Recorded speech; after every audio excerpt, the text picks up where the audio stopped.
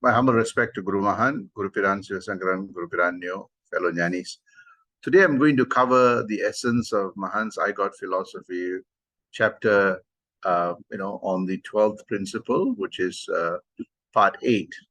The last time I covered actually was that I covered the evolution of one attains that perfect harmony. When one is starting, there's a lot of challenges of getting the mind to settle down.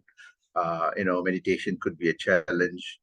So I mapped out, how one can attain that harmony over a period of time. It requires that everybody, if you're on this journey, you don't have to make significant, drastic changes to what you're doing. But every day allocating time for yourself, for introspection, contemplation, reflection, and meditation, and also research, right? And to see what are the things that impact you adversely, what are the things that has no impact on you, and what are the things that make your mind more expanded, more joyful, and more inspirational.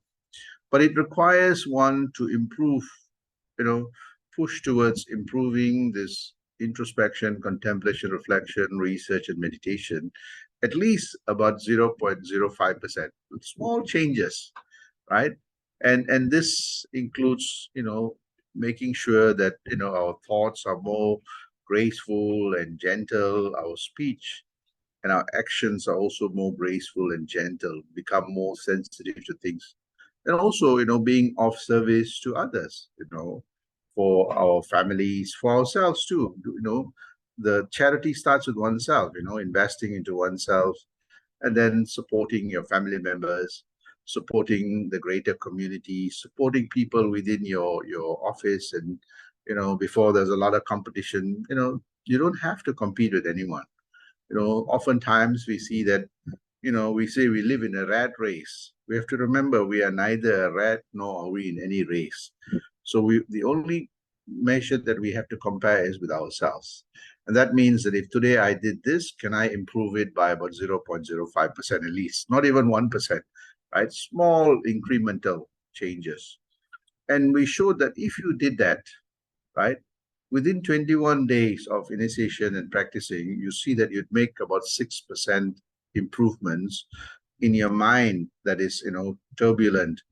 You at least you'd make about 6%, your mind becomes more harmonious, right? And if you continue that, the first 100 days, you see that, you'd have about 5% improvement. And that requires regular meditation, deep introspection, contemplation, reflection, attending satsangs, reading deeper, trying to see that truth and the divinity, not just in your spiritual practice, but in your other day-to-day life. And we show that, and I discussed the last satsang that, if you continue this, for 1 year, you'd make 20% improvement in your mind in terms of becoming more and more harmonious, right?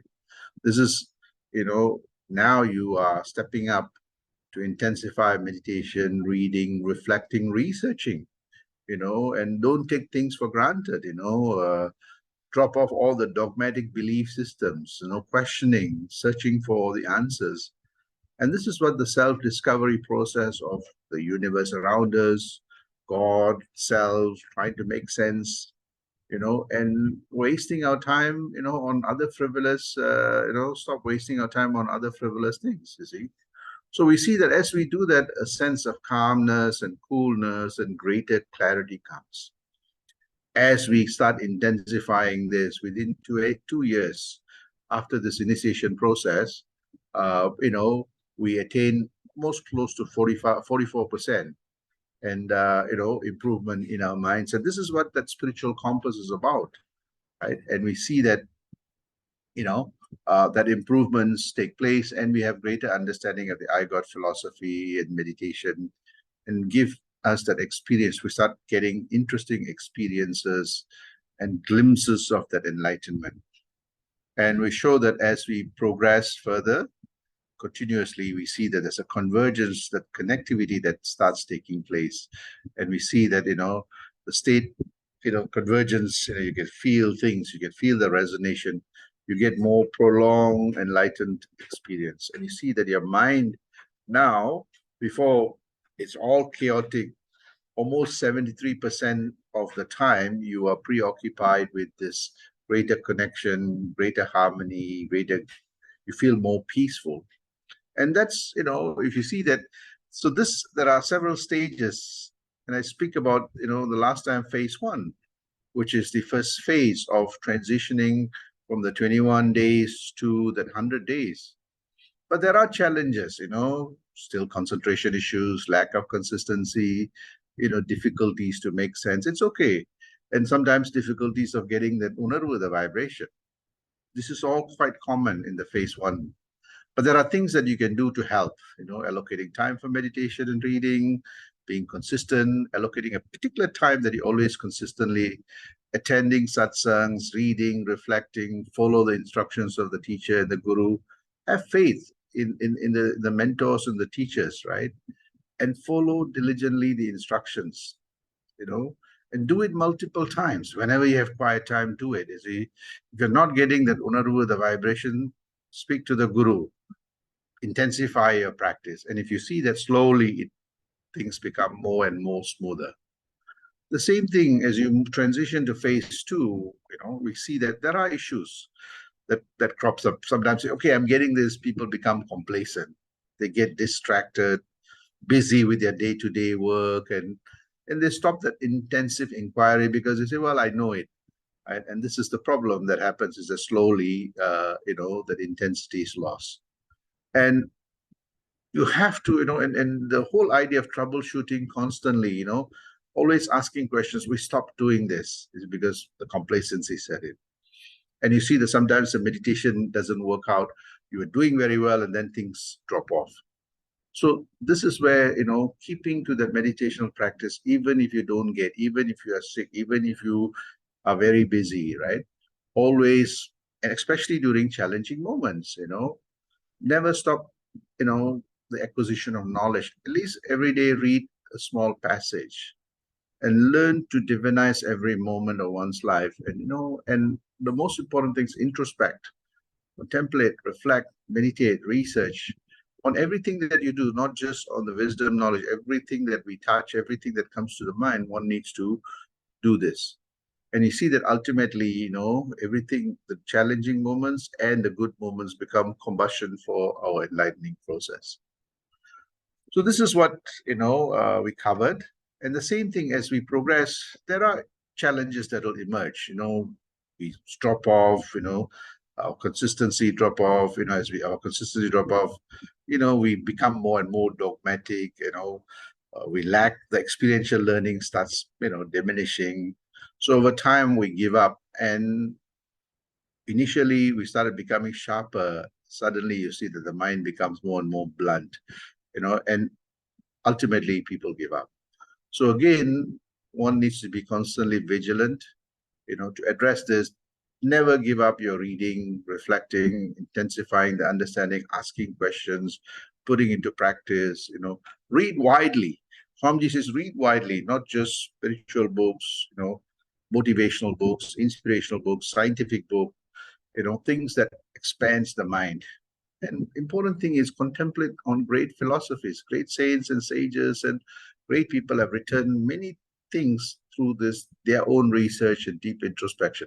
Read a lot of autobiography or biography of people on how they transition from the challenges to more inspirational life, and deepen your own experiential learning. Great to read biography and autobiography, but that's the life of other people.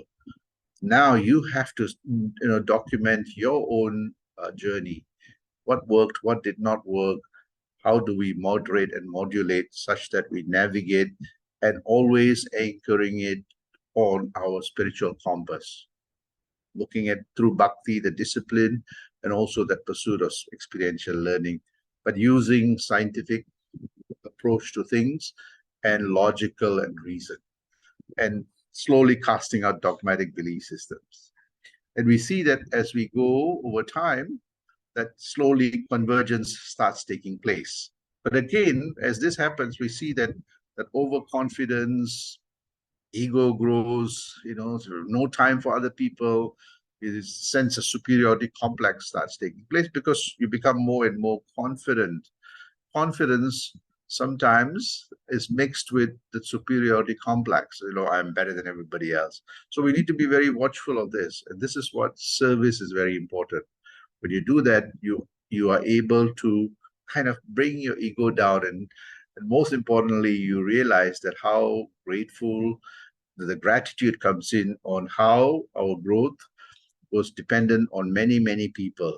It's how they supported us. We ought to be supporting others, and particularly to those who are last, least, and lost. And this is where the service part is really important. And to overcome that overconfidence, ego, inflation, don't have time for ourselves or other people. And most importantly, the superiority complex. So again, self-confidence is very important. It has to be coupled with humility, allocating a time for everyone and everything.